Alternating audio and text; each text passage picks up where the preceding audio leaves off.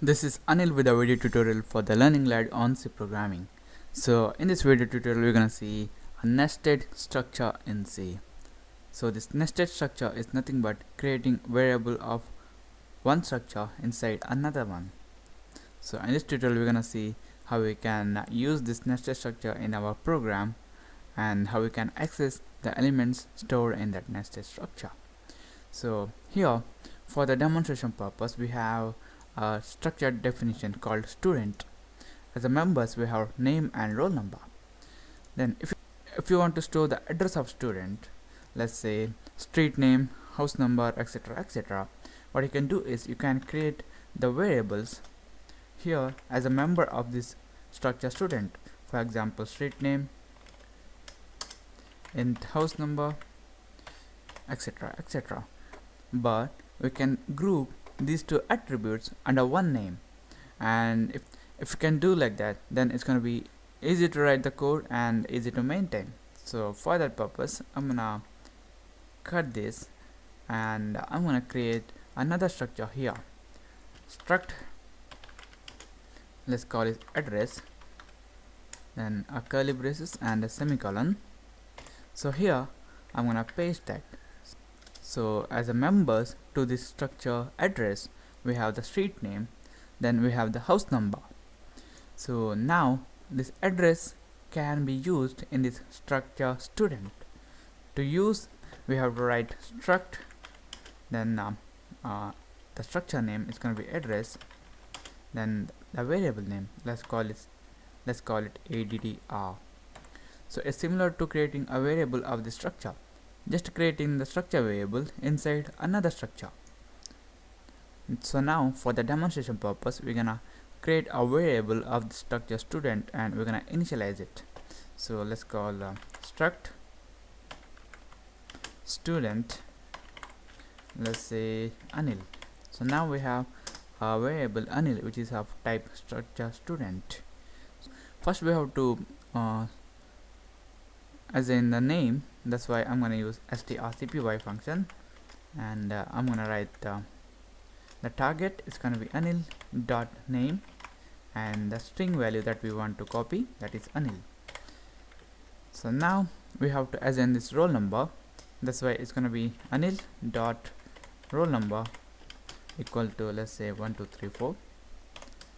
Next we have to assign the value for the element addr, but this addr is a variable of structure address.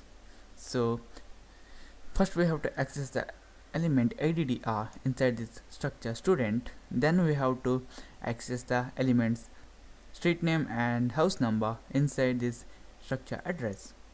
For that, first we're gonna access this variable addr inside this variable Anil. So to do that, we have to write Anil dot addr is similar to accessing other elements of the structure.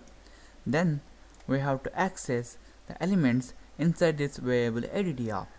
So since this addr is also a structure variable, what we can do is we can use a dot operator and access the elements of this variable addr.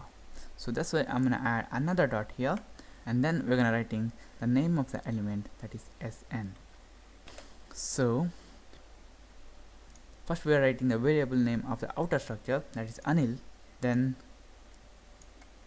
we are writing the element or the nested structure variable, that is addr here. That's why we are writing addr. We can access this addr by using this dot operator. Then to access the elements of this addr, we are going to use another dot operator here. So that's why dot sn. So if you nest another structure inside this address, then you have to use another dot here and then continue to access the element of that nested structure. Since we are assigning the value to this structure variable of type character array, we have to use strcpy function. That's why it's going to be strcpy, and first we have to specify the target, and it's going to be Anil dot addr, Anil dot addr dot sn or street name. the next parameter is going to be the value. Let's say MG Road. So the last thing we need to do is we have to assign the value for this house number. We can access this house number element. Similarly, we access this street name element. It's going to be anil.addr.hn equal to, let's say the house number is going to be 68. So I'm going to save it. Now we have a structure variable anil, and this structure variable anil is also containing another nested structure variable addr, and we assign the values for the elements of the structure variable anil. So next thing we want to do is we just want to print it out, the values we assigned. It's going to be a printf statement, and I'm going to write %s for name, then add a tab, then %d for my roll number, then add a tab, then %s for this street name, then add a tab, then %d for this house number. So next we need to specify the elements. It's going to be anil dot name, then anil dot roll number, then anil dot, we need to access this element addr, that's why it's going to be addr. Then we have to access the element inside this addr, that is sn, that's why another dot operator, then sn, that's it. Then to access this house number, it's going to be anil dot addr dot hn. So I'm going to save it and compile it and run it. So as you can see here, we got anil, that's my name, 1234, that's my roll number, then the MG Road, that's the street name, and the house number 68. So I'm going to close it.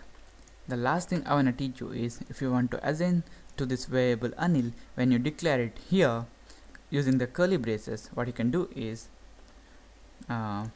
use this assignment operator, then the curly braces, then assign the values for these elements.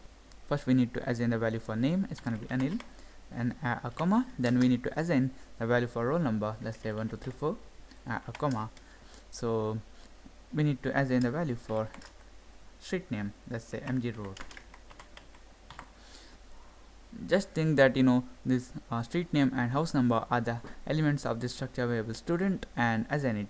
Don't think about the nested structure and all those things here.